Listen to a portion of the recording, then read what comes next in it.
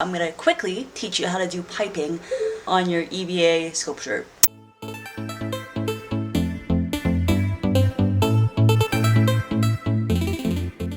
So in this case we have this helmet from the Zora armor that Link wears in Twilight Princess for a commission I'm doing, and we have to pipe it with this different type of EVA foam. This is Y20 from a different shop, but they work pretty much equivalently the same. So the only thing I recommend to you is use a straight edge ruler and mark maybe every 5 inches or so, so that using your eye you can connect the dots and get a straight even measurement throughout the foam strip.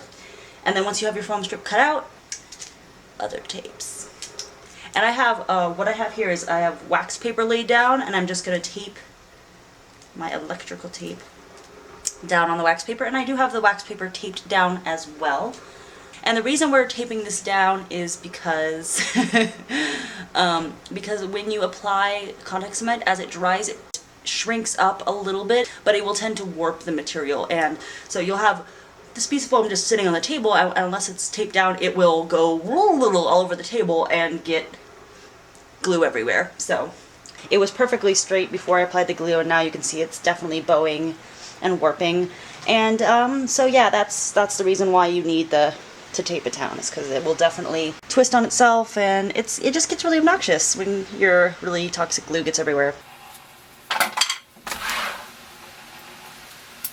I have this door here open, and I have a fan behind me going so that we get accurate ventilation, because this stuff is not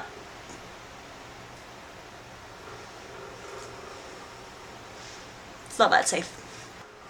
Screwdriver. Gloves. And my favorite thing to do is I go to the dollar store and I get a big pack of Q-tips. I really love using Q-tips because they're cheap. I prefer them to bristle brushes because you can get a smaller detailed area, and so the tip of the Q-tip will really easily pick up the glue, but then you can actually use the stick of the Q-tip to smooth and get an even coat of the glue onto the surface. Amazing how these are like a perfect tool for this glue. And I'm running out of Q-tips. So the reason we even have to put the contact cement on the foam on this side, we can't just put it on the helmet and then attach, is because contact cement inherently works best when you put the glue on both pieces and then stick them together, because it sticks best to itself more than anything. So don't skip this step thinking that it's sort of a waste of time, because it's not. Q-tips into the glue and apply. Now you're going to want to do 2 layers. The first layer tends to soak into the foam. It's closed cell, so it doesn't absorb that much liquid, but it does still sink in a bit. So you're going to want to put this on. I usually only give it like 5 minutes. It says 10 to 20 minutes on the directions. And I'm putting a nice thick layer on too, because it really doesn't take 20 minutes to be tacky and ready to set, to put the pieces together. It really doesn't take that long. And the truth is, if it's tacky and it will stick to itself, then do it, you know? Like, the only problem is that if you're working with resistance, then it needs to be tacky to hold itself together. Like, I'm sorry, does that make sense?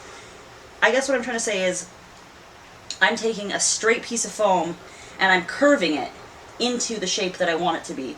And the glue, being tacky, is pretty much the only thing that's holding it in that shape, so you can't really set the pieces together when they're wet. There are some cases where you can set the pieces together while the glue is still wet and not tacky, and it will work just fine because it will tack up.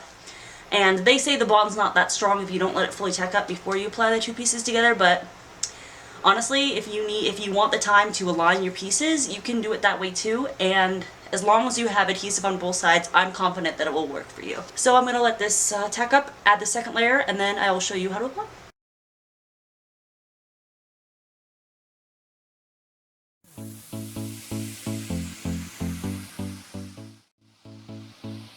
So depending on the look you want, you can either place the strip down and cut and then start a new strip, or for example here I could have gone down, cut, and had a sharp angle and then kept going, but instead I just followed along the line for a softer look. So, you know, it could have been sharp or soft. Now, one thing I would recommend is little pieces like this I would do first, because now it's even smaller and it's harder to get a piece in there.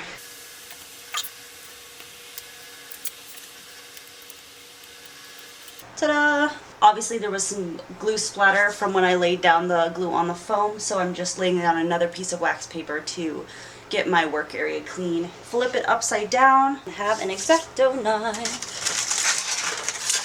with a clean, sharp blade, because sharp blades are actually safer than dull ones. The more you know. So now we have a clean piece.